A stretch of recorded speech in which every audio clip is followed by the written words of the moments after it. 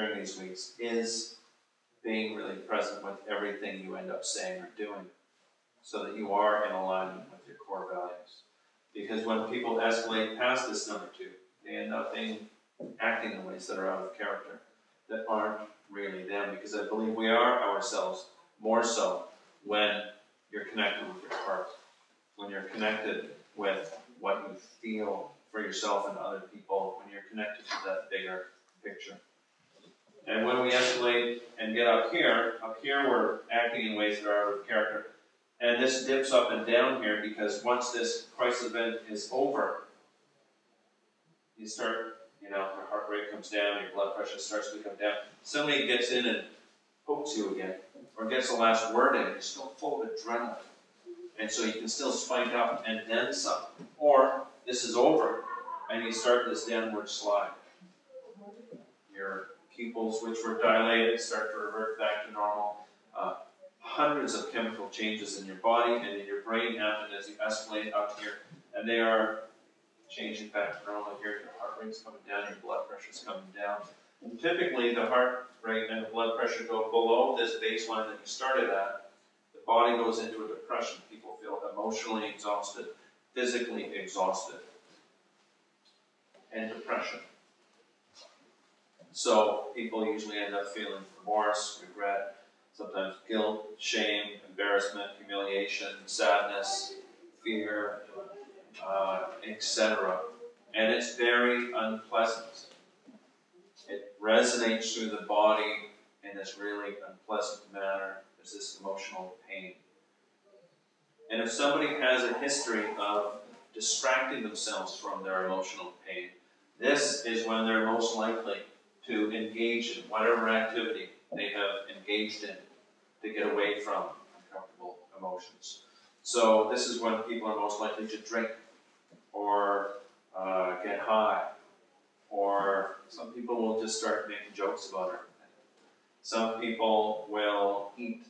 Some people will watch porn or video games or watch movies or gamble or spend recklessly, or you get the idea. People have all sorts of different things to get away from it. But once in a rare while, somebody stays with all the unpleasantness down here, the shame, the fear, even the anxiety, and they feel it resonate right through them. And they just allow themselves to be with it. There's a message in all that uncomfortableness if we allow ourselves to really stay with it. It's going to be different for each person, but you're only going to get that message if you really allow yourself to be with all of it. And then it can motivate us to create change, to go to an anger management class, to read something, to put effort into creating that change. But that's not what happens most of the time. Most people just avoid it. And if you avoid it, you distract yourself from the emotional pain. You're going to miss the message. So people do the same things over and over and over and over again. Sometimes people will come to me after they spend a night in jail, and they've never spent a night in jail. And they sat there alone with all their shame and their sadness and their fear. And it really hit home for them. It's like, what am I doing with my life? This isn't me. This isn't who I really am. And they feel for their wife, or their daughter, or their son, or whoever they really care deeply about. And they rise up from this. It motivates them.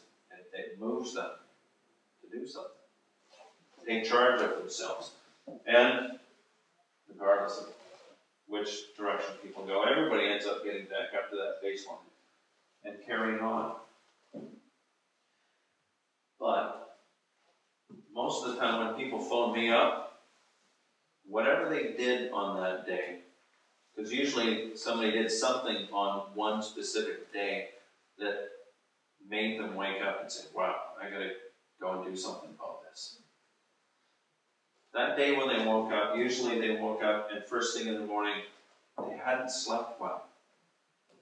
They hadn't slept well, and when they woke up in the morning, they weren't refreshed, they were tired. They were tired, and the moment they opened their eyes, they weren't on this baseline. They opened their eyes and they felt angst, or they felt dread, or they felt anxiety, or they felt tension, anger, and they were halfway up to this number 2. They haven't even gotten out of bed yet. And they're tired, they haven't been taking very good care of themselves, and they get out of bed and they drag their ass around and they go and they knock back a couple of cups of coffee, and that boosts them up a little more. Heart rate's elevated even more, and things haven't been going well lately. And something else goes wrong. And this senses them.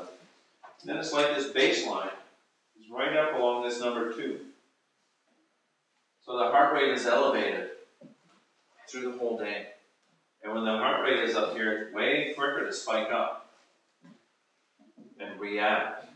Because when the heart rate's up here, it's like through the day you're partially disconnected from your heart, from what's really important to you.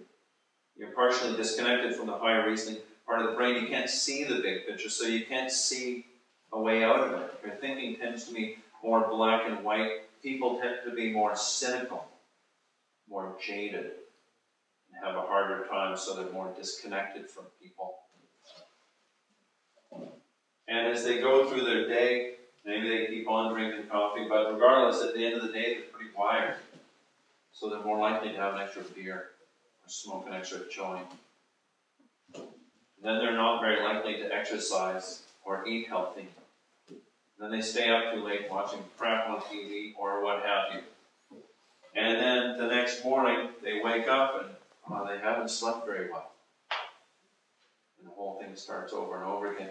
And because they're up here and they can't see the big picture, they can't see a way to get out of it. And it's not until they take a couple of weeks off and go somewhere quiet, maybe, or they start meditating, or they start exercising and taking better care of themselves, or all of these things, that they can bring that heart rate back down and start to become themselves again. Because it's only when you're really closer to this baseline that you really become more connected with what does matter to you. And when people bring themselves down from, in the workplace, this would be called burnout. When they bring themselves down, it's like they can start to see again. Oh my God, look how I was acting. Anybody relate to that? Is this helpful?